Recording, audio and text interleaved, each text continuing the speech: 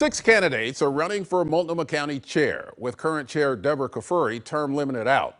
They're seeking to oversee a $2.8 billion budget that includes everything from jails to public health.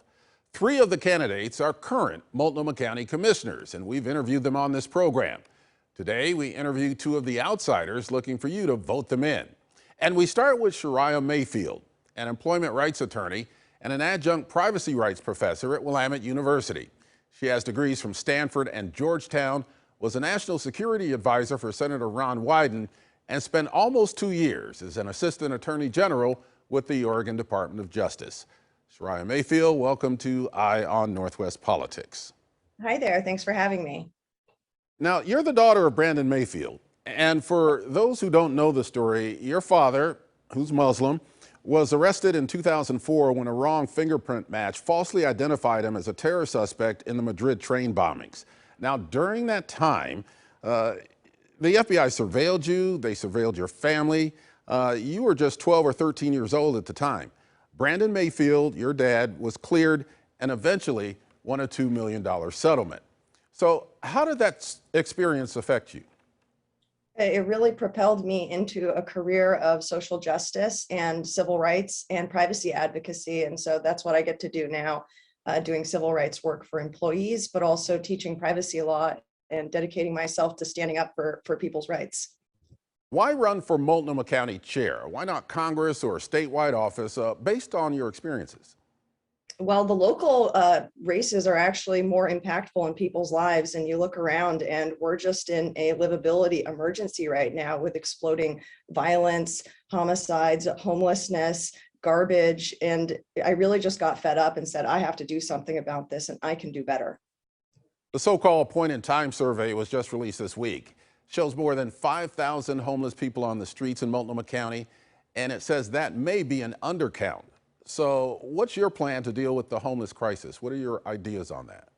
It's most certainly an undercount, probably by a scale of up to 3 times based on the estimates I've seen. And my plan is hyper-focused on rapid action to get people into a alternative, a sanitation shelter first model. It's similar to what they use in Amsterdam, not the housing first absolutism that our current commissioners that I'm running against have been focusing all their energy on, as we've spiraled into having the second highest unsheltered population in the United States. What we need to do is raise the floor and not let perfection be the enemy of good. So getting people into tiny homes, sanctioned camp areas with access to hygiene services, low and high barrier shelter options, RV parks. There are a variety of options, but at some point you have to enforce the laws and say, look, you have all these alternatives and we will have those alternatives if I am chair. I'm going to do that. The first thing as chair is make those alternatives. But then once you do have those, you can't just have people privatizing public space with architecture, which is what we're seeing all around.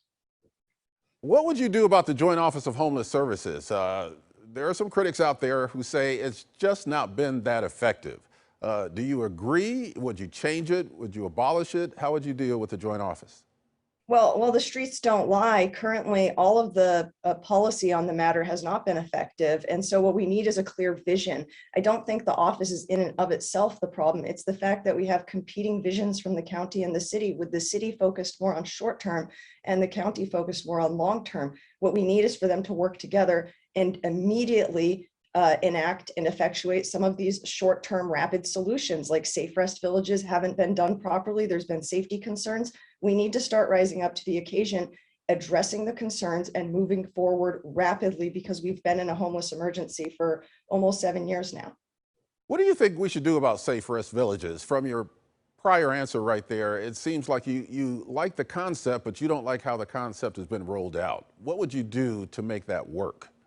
Well, just look at the international school downtown right now that just pulled out of supporting the safe rest villages over issues of safety. First of all, we shouldn't be placing these safe rest villages right next to schools or even anywhere close to schools. So the first things first, identify proper areas to put these sites, and then ensure and talk to the neighbors and have transparency that there will be safety, there will be security. And maybe, this sounds like common sense, don't place low barrier sites right next to neighborhoods and kids and schools and people who are already on edge The high barrier ones would have higher entry requirements. So perhaps the ones that are drug free, for example, because people are very concerned about crime. But what I also want to caution against is people just saying, no, we don't like any solution at all, just throwing their hands up. And this problem is so huge, everyone's going to have to work together a little bit. We won't have those perfect solutions, but we can start raising the floor. And that means making sure safety is a top priority when we're making these sites. Another factor in homelessness and people on the streets is mental illness. So are you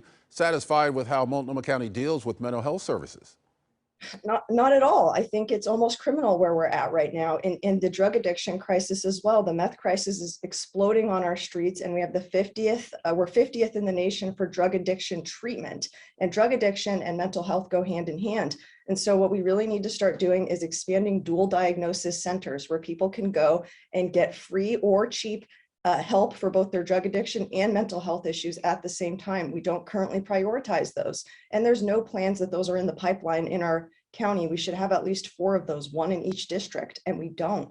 And then in addition to that, I have done civil commitment appeals, people who need mandatory treatment, and we have to expand programs like Project Respond, which links up clinicians and trained officers to get dispatched to crisis situations, kind of like Portland Street Response, but then they actually have an officer who can help transport somebody to a hospital for treatment if indicated. Now, we talked about your dad's situation and how that affected you. What are your thoughts about diversity and equity as something that Multnomah County should prioritize? They absolutely must prioritize it. We've had 2 hate attacks just this last week, one at a mosque and one and by the way, that mosque is predominantly African-American, which there might be racist elements there too, and one at a synagogue.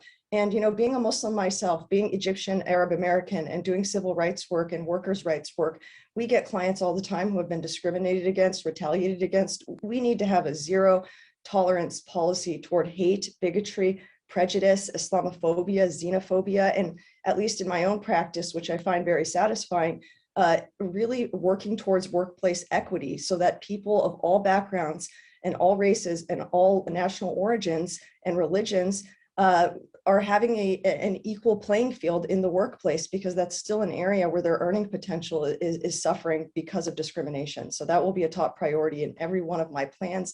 It's not even a separate priority, it's built into all of my policies.